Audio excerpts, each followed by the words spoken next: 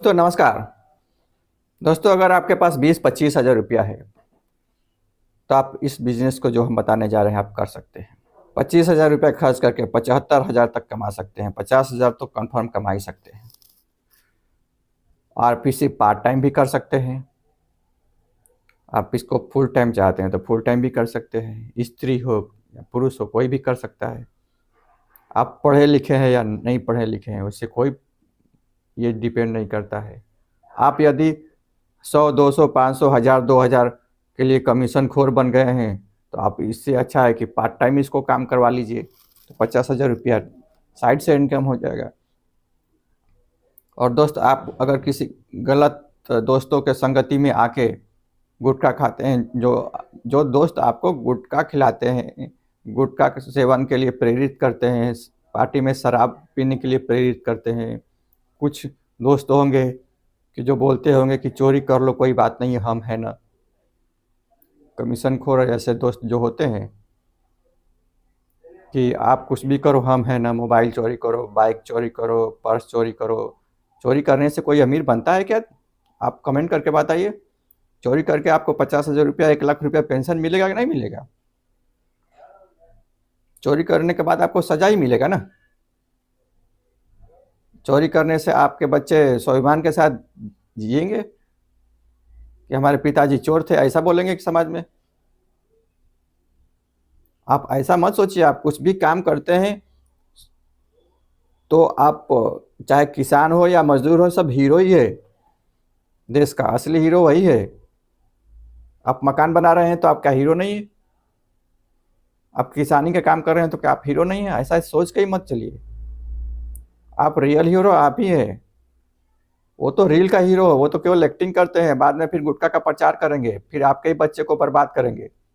तो आप उनको हीरो मान लिए हैं, गलत आदमी को हीरो मान लिए, गलत आदमी को अपना गुरु मान लेंगे। ऐसे ऐसे कुछ गुरु हैं समाज में जो ऑडी से चलते हैं, 50 लाख की गाड़ी से चलते हैं, और 5 हज़ार गरीब महिला की, विधवा महिला का पैसा खा जाते हैं, लौटाते भी नहीं है। तो ऐसे लोगों को गुरु बना लीजिएगा तो आपके और आपके देश का भविष्य का क्या होगा, आप खुद सोच लीजिए। कमेंट करके बताइएगा। तो ऐसे लोगों को गुरु बनाइए जिससे आपके अंदर एक अच्छा संस्कार मिले। अच्छा दोस्त बनाइएगा तो आपके अंदर अच्छा संस्कार आएगा।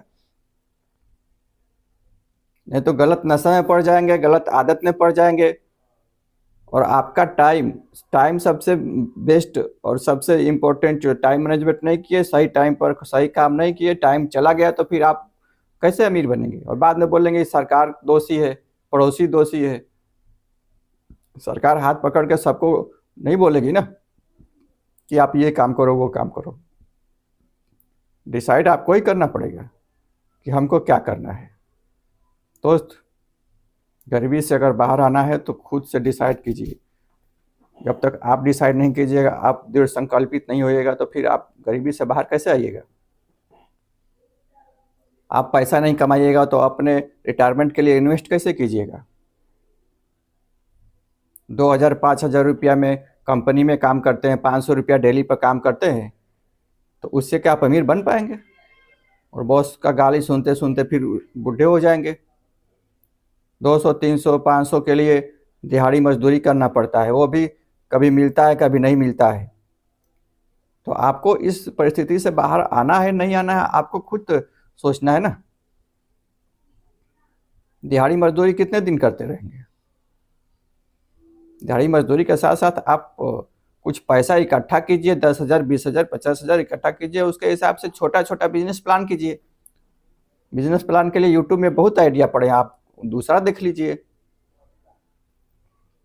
दोस्त, यदि आपके पास पैसा है तो आपको इसको, जो बिजनेस बताने जा रहे हैं, इसको पार्ट टाइम करवा लीजिए, तो भी आप अच्छा इनकम जनरेट कर लेंगे। 50,000 तक साइड इनकम जनरेट हो जाएगा। आपको करना क्या है? 5 ठेला लेना है। 5 ठेला लेके, 5 ठेला सेकेंड हैंड ले लीजिए। अगर महंगा मिलता है तो सेकेंड हैंड 1000-2000 में मिल जाएगा, तो 10,000 का तो ठेला हो जाएगा। दोस्त, अगर अपने बुढ़ापे को सुरक्षित करना है तो जो आप पार्ट टाइम से या पैसा जो भी जनरेट होता है उसको बुढ़ापे के लिए इन्वेस्ट जरूर कीजिएगा।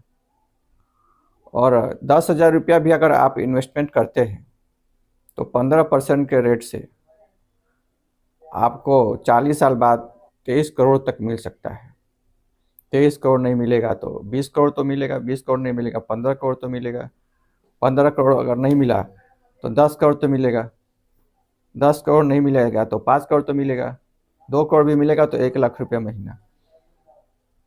1 लाख रुपया 3 लाख रुपया महीना कौन देगी? और बुढ़ापे के लिए जब इन्वेस्टमेंट नहीं कीजिएगा और बुढ़ापे में दिक्कत होगा तो फिर आप सरकार के ऊपर डिपेंड हो जाइएगा। और कोई भी इन्वेस्टमेंट करते हैं तो आप अपने फाइनेंशियल एक्सपर्ट से सलाह लेकर ही कीजिए, क्योंकि हम फाइनेंस के एक्सपर्ट नहीं हैं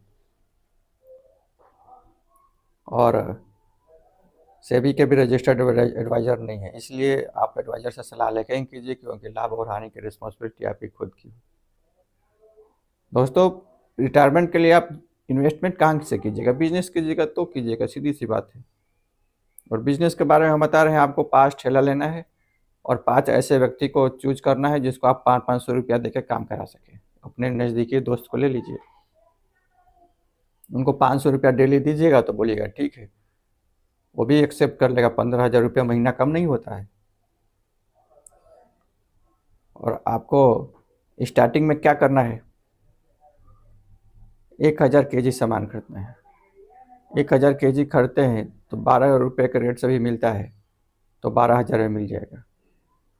12,000 में सामान, 12,000 में और 10,000 में ठेला, 22,000, 25,000 मान लीजिए, तो 25,000 से स्टार्ट हो जाएगा। 1000 केजी अगर डेली बिकता है, 5 रुपया भी अगर प्रॉफिट होता है तो 5,000 डेली का होगा, महीने का 1.5 लाख रुपया। 75,000 रुपया अगर मजदूरी निकाल दिए तो 75,000 आपका प्रॉफिट हो गया। 50,000 तो प्रॉफिट हो गया ना। और 200 केजी बिका तो आपका काम हो गया।